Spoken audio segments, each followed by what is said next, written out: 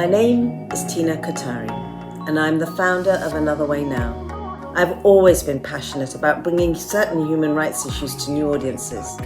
I gathered a small team together and we set about hosting film screening and discussion events around the UK and the globe. These events shine a light on human rights crises that are happening around us right now and give people of lived experience, activists, filmmakers and journalists a voice. We are by nature collaborators. We love to work with experts to build the best events that we can, in order to introduce new audiences to new subjects and watch the magic happen. And attracting big names to participate on our events means that people pay attention. I've had a long-held view that the death penalty is barbaric, it's inhumane, and that the government should never, ever, ever get into the business of executing their own people. In person or online, we're very flexible.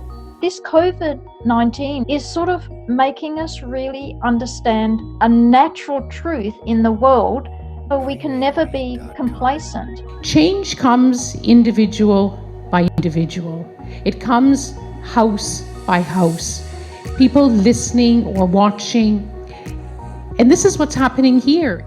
If just one audience member takes up the call to action, or even just leaves our event and talks to one other person about their experience, then we're happy. We just want to spread the word.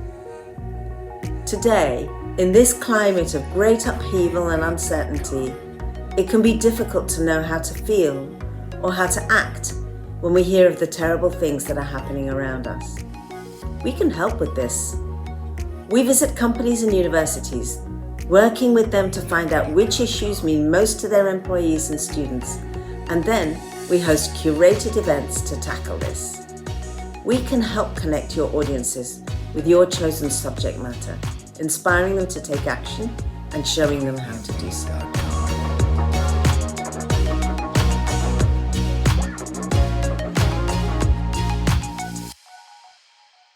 Hello, and welcome, all of you welcome to this event which we're really proud to be collaborating with Sky to bring to you. So there's very little to say from me. There's a lot to say from the people you're going to meet today. We have an incredible panel. We have a great moderator, a film, a documentary, which you're going to see very shortly, and some stories to be told by people of lived experience. So I hope you enjoy it. It's the product of a conversation really between Alex Crawford, who's sitting here. She's the special correspondent for Sky News. You'll probably recognize her when she comes up on stage. And she is the maker of the documentary that you're going to see. Few conversations, and this is what happens. And really, that's the point of this today, is if you go away and have a conversation in the right place as a result of the things that you've heard and you've learned from here, it'll make a difference in ways that you'll be surprised by. So sit back. Enjoy yourselves. I can see there's a few glasses of wine around. Drink, eat, be merry, enjoy this, and see you soon. Let's see the film.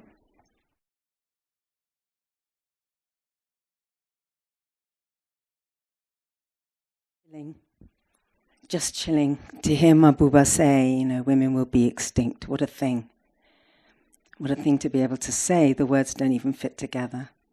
But we've witnessed through your work, Alex, and the work of your team, we've witnessed the beginning of that. Because for it to be extinct, you have to disappear. So, no rights, no education.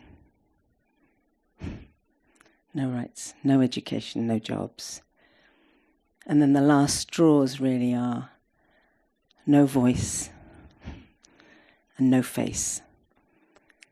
And I think that's what's just so striking, really. And that's the beginning. But also what we've seen is that there is a voice because there's a noise. And that noise comes in the form of shouting and marching and the courage that that takes. But what was so clear, I think, in this film as well was that art is activism. So we saw the embroidery. We saw the wedding dress. We saw the jewelry. And we saw the artwork of Farida, the woman that we call Farida. And I just want to put your attention to the fact that we have, with Farida's permission, printed up some of her artwork on postcards that are on your seats. And there are 4 pictures. You've got one of the 4. Others are around. We've scattered them around outside as well. So please pick them up and keep them. On the back of those cards is a QR code. And that QR code will lead you to ways in which you too can begin to make a noise. You know, whether it's a petition, whether it's a contact, whether it's something to watch, whether it's the simple thing of joining us in the currency that we're collecting, which is outrage.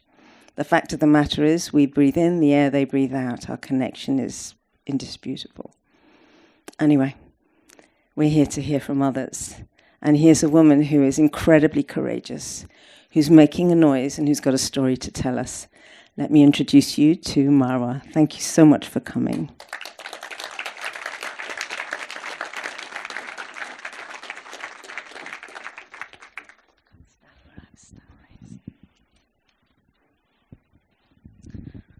First of all, thank you so much, Tina, for giving me the chance to be here today and explain a little bit of that day and how it feels like to be on that day, which everything changed in just 3 hours or maybe few hours. So it was August 2021, 11:30 in the morning, when every morning I used to go to work early mornings, and that day something was difficult and different. When I got on way to job, I saw a range of people waiting and queuing in front of banks and waiting for their savings. That was the really first thing that shocked me. What is going on here? Because it was nothing happened just yesterday or the day before. And when I got to the office, and was just busy with my work and stuff, some of my colleagues were talking with each other. They were like, the Taliban is coming today, and we need to delete all of our documents from our phones because that might be dangerous for us. So I thought that it just might be a joke, so I ignored it. But after a few minutes, my dad called me and told me to come home immediately because it might be dangerous for you. So suddenly I just grabbed my things and left office. But when I was outside, I saw a range of people, like thousands of people with hundreds of vehicles.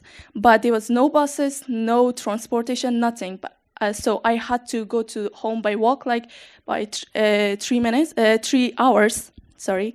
And when I was on the way, I saw shops were closing, children were coming out from school, and everyone is just walking, running, and everything was unbelievable. But after 3 hours, when I got home, after some 3 or 2 hours, there was announcement that Taliban is taking over the Kabul now, and there's a new government, and it shocked each and every one of my family, because my family used to work for government and especially for human rights and women's rights. That was really hard for every one of us, because the first week we start to receive some threat letters from Taliban. And also I had an interview just a few weeks before the Taliban arrived. I had a meeting, interview with Alex in a cafe near my workplace, and I told some critical things about Taliban that made everything hard for me. So I just had an option to contact Alex and explain everything to her and ask for help. And because even she said it might be very difficult and challenging for me, but I will try my best. So me and my family, in total like 12 people, tried to go to airport. And that night we waited for almost 20 hours to get to the airport. And after, it was really difficult to describe that day, because you already seen on a movie that everyone, it was really a range of people and waiting and behind the doors of airport, and they were surrounded by many peoples or Talibans that I have never seen in my life. But it was really first time that I saw them, because I was just 19 years old girl, and everything was so hard and unbelievable for me. But I swear I didn't really afraid anything moment, because there was my family responsibility on me, and also my own self, my own future. So I didn't afraid of their shotguns towards me, and I just keep on, and made it to with amazing help of Sky Team and British soldier. We made it to flee from Afghanistan and evacuate from Afghanistan. But when leaving Afghanistan, there was strange feelings in my head, like there was a big war in my head. And once I was extremely happy and excited about new life and new future, and now we can go for our future and have our own life. But another side was extremely sad and stressful because of the new, because of a strange country and how life is going to be as a refugee in a country, another country, and also leaving my whole life behind, my country, my friends, my family, everything behind. So it made me very stressful. But when we got to the Birmingham airport and terminal, we see amazing things from people there. We saw amazing people, and they were waiting for us. And when we got there, they just shake hands, waving hands for us. They smiled. They told us to welcome to our country, and they provided with food, clothing, everything that we need. And that was amazing to from British people and also other people that work there. So life has never been easy for me till now, because I live in a hotel now for almost half a year, and it was never easy being a refugee and living there. But we made it, and I want to tell everyone that life is not same for everyone, because I am standing here, I'm from Afghanistan and standing here, and I have now my freedom, my opportunities, everything. But the same girl in my age in Afghanistan doesn't have a voice, doesn't have any opportunities, and they drowned in poverty now. But the girls like me in here, we want to educate ourselves and want to be their voice so we can help them. And inshallah, one day we'll see change in everywhere, especially in Afghanistan. Thank you so much. Thank you.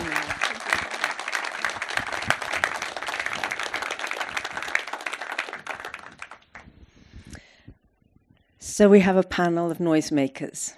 Thank you, Marwa.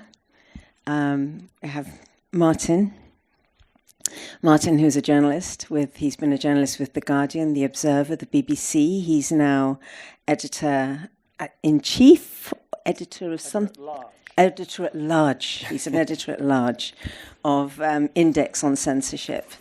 And I hand over to you, Martin.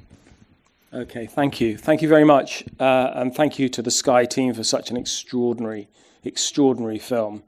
Excellent journalism of the highest class. Can I just welcome the rest of the panel, please, to the stage? So, firstly, I mean, this is all rather dramatic, isn't it? But firstly, Alex Crawford, who you recognise from the film, who is the Sky special correspondent. Then we also have Zahra Joya here, who's a Hazara Shia journalist from Afghanistan and the founder of Rukhshana Media, which is a women's journalism organisation that reports from on the ground in Afghanistan in the most difficult and extraordinary of circumstances. And Zehra Zaidi, who's a lawyer and activist and a founder of Action for Afghanistan. So maybe welcome them to the stage in the normal way.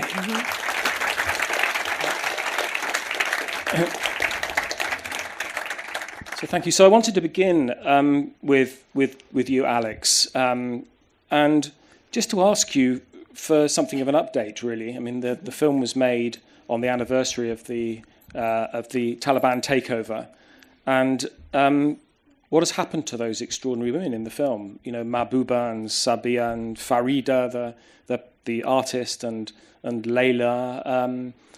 And then, well, in particular, actually, I wanted to ask you about the doctors, who I can only assume are no longer able to train as doctors. Right. I mean, lots have happened, and they've all had differing outcomes, but most of them, not very good outcomes. First of all, that university, the only female university that we went to, has also been shut down. as have most of the universities. And the original explanation from the Taliban was that they were going to close the universities because it wasn't secure enough for the women. They didn't like, there wasn't enough segregation between women and men in the mixed universities. But then they also shut down the female-only universities, so completely cutting off all their options. So that in itself is utterly depressing. They've since introduced much. I mean, we thought it was bad when we were there. Yeah. We found it very, very depressing. I particularly felt as though I had a dark black cloud over me the entire time we were there, just as a visitor, as a female visitor. Living there is just unconscionable to me, it feels like, and it's just got worse. So even women who were working for NGOs were stopped from working. Then just recently they stopped any women working for the UN. And that has much more wider implications than just stopping those women from working, because of the segregation that involved. You don't ever line up with males and females. You don't ever eat with males and females unless they're from your own family. So that has massive implications for even food distribution. The UN can't operate at all. The NGOs can't operate at all, and they're withdrawing all their staff because they don't really know how to deal with this. They don't know how to fight it. How do you fight it when you can't actually even use women to distribute the aid? The family of women, that mostly women, there are a couple of men in there that you saw, of which one of them was the artist, Farida. They're still struggling to get out. They're still stuck there. The young girl who you heard on the phone to me, I won't say their names, but I feel like I'm going to make a mistake and say their names by accident. But they were waiting in their house, and they kept on being visited by Taliban fighters who were saying, "You've got a lot of women here. We want to marry them. It's your duty to marry, to give your women up to marry." She's 20-something and didn't want to be married to a Taliban fighter.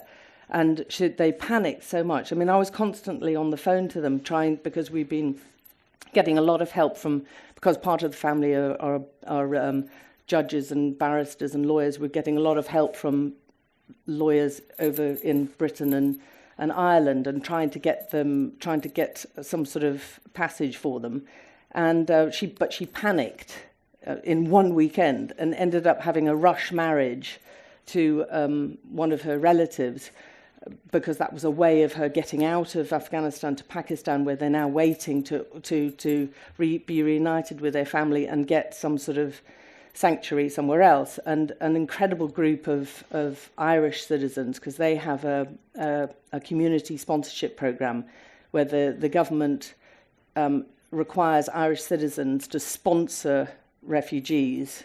Without even knowing me, they agreed to sponsor this family, so they're busy trying to raise money and trying to get the visa permissions, and it's taking a long time. But that has given them some sort of hope, and they're trying to sell Farida's art to raise money for the visa process, because they have to have some extraordinary amount of money to fund the family. But that's some sort of hope. But they're so unusual because they have been given a little bit of hope. The rest of the country is filled with women who don't have much hope. Mabuba is an incredible woman. I was trying to get her to come here, and she said, "I'm not coming in Ramadan. Even for you, Alex, I'm going to stay in Kabul, and I need to spend my time in Kabul." But she has been nominated for the Nobel Peace Prize, which is like, wow. And she is the sort of woman who just won't. She's determined to. She won't take any shit from anyone. She's sort of like, the Taliban sort of look at her in awe because they're not at all sure how to deal with her.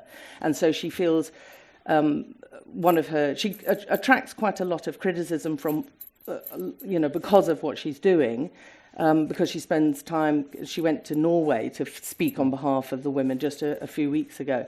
And that's what she does. She feels like, like Marwa, that a lot of the women who get out, it's not it's not understated how much guilt they feel about being the ones who get out, and how they want to go back. Yes. They want to go back and try and rebuild that country and try and change it for other women. Our fixer, just to quickly, our fixer, whose face was obscured, male, his family got raided. They took their passports. They had to go on the run, basically, and he's now in Pakistan trying to get asylum somewhere. And I think what's notable is that it's been really, really, really difficult to get any doors open in Britain. They've all just shut. So even though Britain's got an extraordinarily long history with Afghanistan that dates back to 18-something, when they tried to take over the country, and they spent the last 20 years, as the occupying force. Most Afghans will see that. Even if they didn't want the Taliban, they still feel that all the coalition forces were invading forces, and they spent 20 years trying to persuade them that they would be with them, that they would empower women, that they persuaded them to work with them. And now they're left behind, having to explain how they worked with the invading forces. So it's pretty grim for everyone there. And the thing is that because Ukraine has taken such a lot of the media focus, and the country has opened its doors to Ukrainian refugees, it's really made the possible opening for Afghan refugees even smaller. I mean, there's none. I can hear the frustration and the anger in your voice, and it was very obvious in the piece as well, despite your obvious, incredible professionalism, that you were holding back this anger at what you were witnessing. And also, of course, you mentioned shame as well. Let's move on to an Afghan voice, Zahra. I told you before we began that I was going to ask you about your response to the film. I was sitting next to you, and I could hear your response, very emotional response to the film. But perhaps I will now ask you, not just to talk about your response to the film, but what you think our response to the film should be, and to the events in Afghanistan. Well, thank you so much. I think this film touched everyone's hearts of everyone here, this room.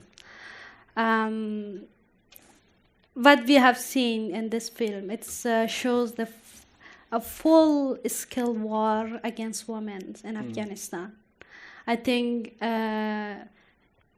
we can't describe this situation by discrimination against women or inequality against women in the country like Afghanistan. So that's very clear here that I just heard from the silence in this room and what is going on in this film. So it's just absolutely heartbroken and devastating. I really hope that everyone that this room just thinking about Afghanistan and just keep this country and women and half of the population of this country in their minds and speak up about this situation. What we have seen, unfortunately, Afghanistan is getting forgotten for almost 2 years. So I think it's very, very important if we can keep the conversation alive about the situation of what is going in this country. Thank you so much, Zahra. And moving on to Zehra, you've been involved from the very beginning of this terrible crisis. The feeling as you watch that film is one of terrible frustration, and it's difficult not to be angry and not to feel shame. In fact, Alex says at one moment that men should feel, in particular, shame about what's going on in Afghanistan. But could you just give us a little bit of an idea, as you're so close to what's being done to help?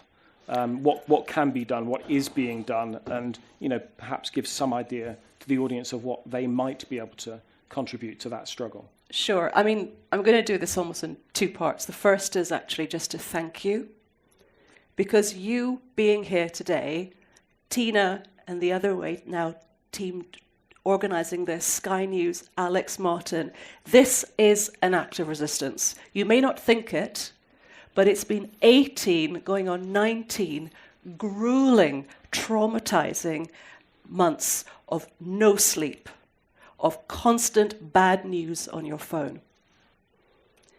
And it's been hard enough to get Afghanistan back in the news. So it's events like this that get retweeted, journalists picking up the story again, thanks to leadership from people like Alex and Martin. But it's these kind of events that give us hope. And I'm going to focus on the word hope, because Afghan women, more than anyone else, you have been the strength and the resilience for all of us. You have battled, you have been displaced, and you've been leading us with your vision for how you could recover and rebuild your country. But an essential ingredient for resilience is hope. And they need to see that we are still fighting for them, that we will not turn away. They need to see the army of public, of volunteers, of charity workers, of journalists, of lawyers, of mothers just collecting donations. They need to see us, because what I know from history, from any major event, is it can just take one person and one event for things to change, for a campaign to change. And we need to show the government, we need to show them who we are, that they can take this issue up, and that it's not a vote loser, it's the right thing to do, and it's the compassionate thing to do. So we've got to keep fighting. But in terms of my campaigns, I mean, we've got half a dozen. I've got James Joseph in the audience, who's one of the key people. Malini Mehra is also in the audience today. There are two campaigns I want to highlight that you can have a critical voice now. But quite frankly, anything you do. I can't tell you enough. If someone retweets an article or mentions me, that random tweet goes to a journalist who then covers a story, and it doesn't matter where it is. Smiley News did one, and I got 3 meter requests of Smiley News. You never know who picks something up. Then a politician who might have voted another way sees it and sends you a discreet message. Could you come to my office? And then suddenly there's that kernel of hope. But 2 campaigns, and I need your help. First of all, hands up please. How many people know that there is no asylum route for Afghan women right now? There is none. There's no, any one of those women in the film, they cannot apply to the British government for asylum. Do you know how many women's rights defenders came in Operation Pitting? 11. And our petition in August had 470,000 of you signing to ask the government to prioritise Afghan women and girls. You all and our community made their voices heard, but we had 11 women's rights defenders. So a campaign we've had since October 2021, and we keep relaunching it with different initiatives. We had Malala at the march in London last year talking about an asylum route. We have an active campaign for the government to grant a specific asylum route for Afghan women. The difficult situation we face right now is that the whole issue of Afghanistan has become enmeshed with the illegal migration bill and the small boats policy. It's so difficult to operate. But there are only 2 asylum routes for Afghans. One is Pathway 2, UNHCR. You have to be referred from a refugee camp. Women cannot leave their homes. So I don't know how that's going to work. Number 2, you can be one of 3 categories: Garda World security guards, Chevening scholars or British Council. The majority of those are men. Now, they deserve to be brought here, and there's a cap on those figures. A lot of them might be left behind, but there's no asylum route for women. So we have been banging the door, every week. And on those cards, you've got a link. Just keep pushing it, because it takes one person to convince one of those MPs. And if people wrote to their MPs, and if 50 MPs who hadn't really thought about this issue suddenly joined the 50 who do every week, then you think the government might not listen. So that's the thing that I really want Zahra, to see. we need to bring the audience in. So do you, Sure. wanted to mention your second campaign point? Well, the thing is, there needs to be an international summit on the wide-ranging issues facing Afghan women and girls, and holistically, whether it's education, whether it's employment, whether it's human rights, whether it's food security, these are interconnected. And governments haven't come together and put together a proper roadmap and actually think about things like what happens if the Taliban do not agree to those condemnation statements on Twitter. Words aren't enough. We need to have action. Thank you very much. So yes, we do have a short time for questions from the audience. I can hardly see you through these lights, but I'm sure people do have questions for the panel, in particular for Zahra. So can I see anybody? Yes, sir. Do you want to say who you are? Hello. You don't have to. But I'm Peter West. I've got a slightly practical question for Zehra. And what I liked about what Zehra was saying is she's suggesting how we can all help and how it helps to get our MPs and everybody involved. And I think that's great. And I understand the problem about applying for asylum. But I watched that film and I think, well, how's anyone going to do it? I mean, they're not going to let people queue up outside a consulate in Kabul, even if there was one. Is there this is a bit of a practical question, but how do you suggest that's done?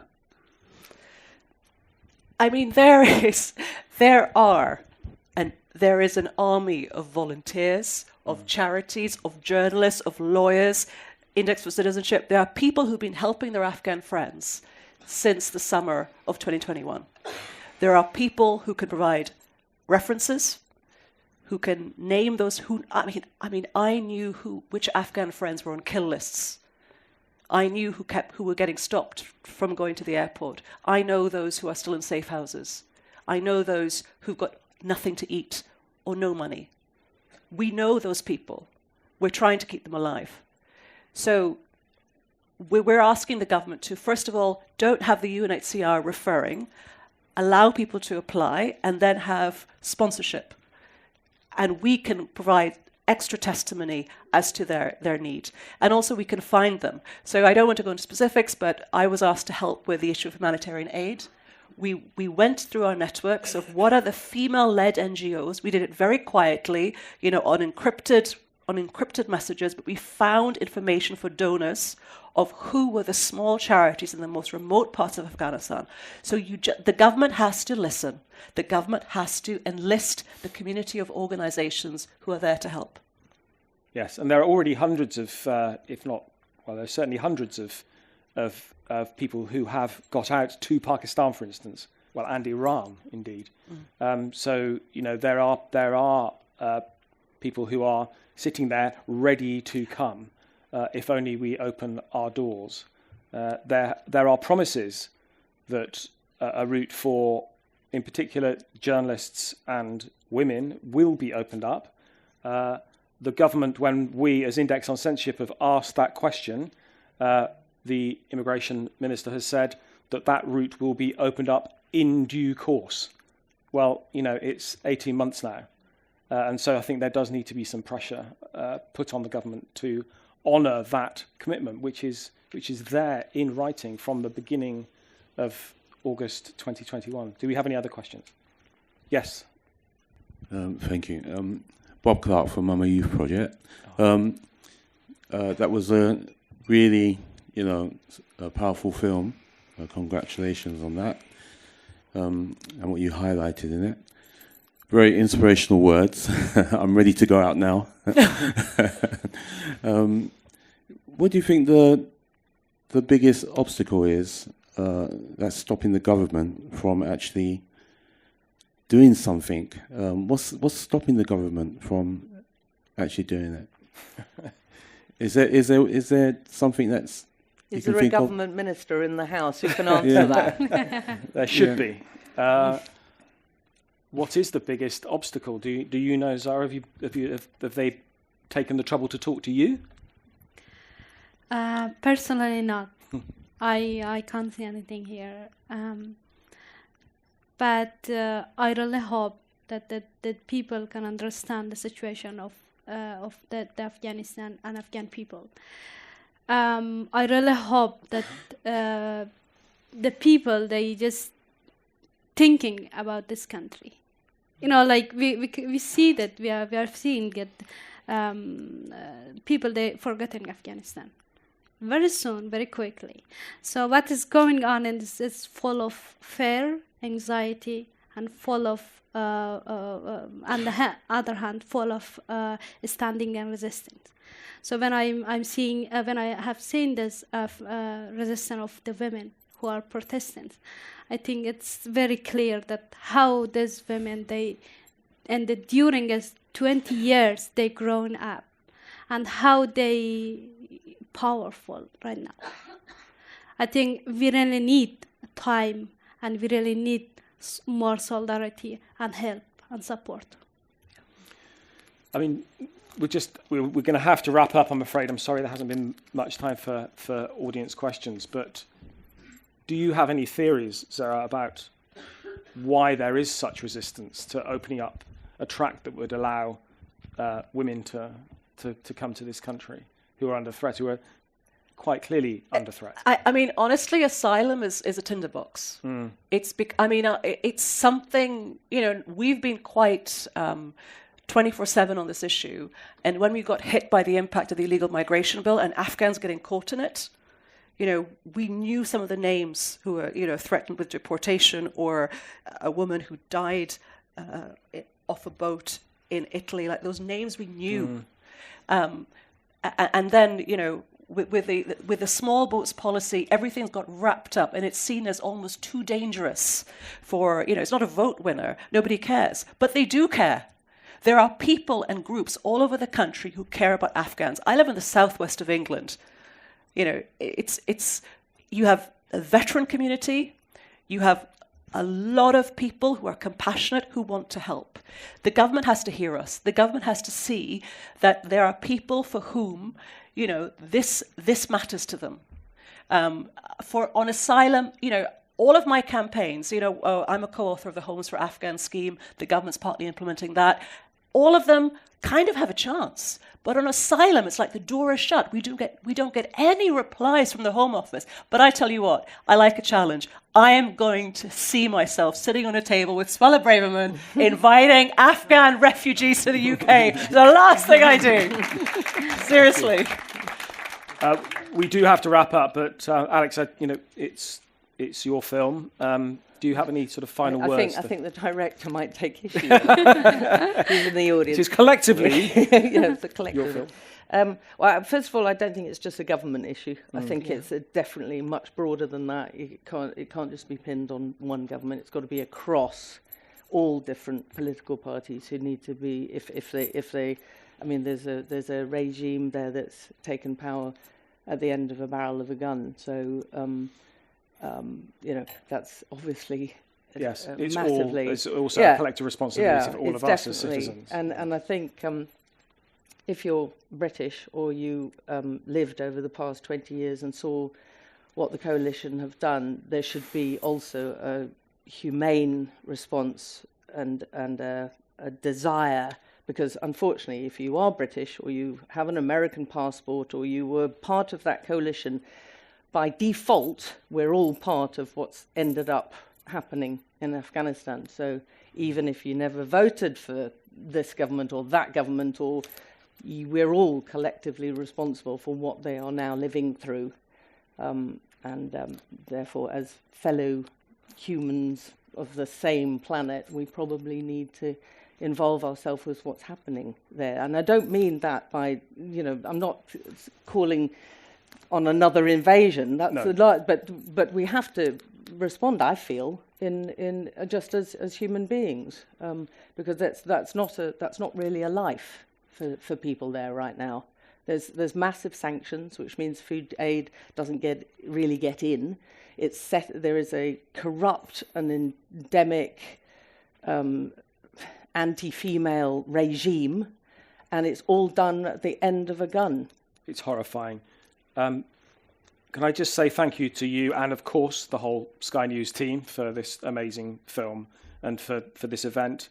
Also, thank you to AnotherWay Now and to the Everyman for hosting tonight. Thank you for coming, but also thank you, of course, to the amazing women of Afghanistan.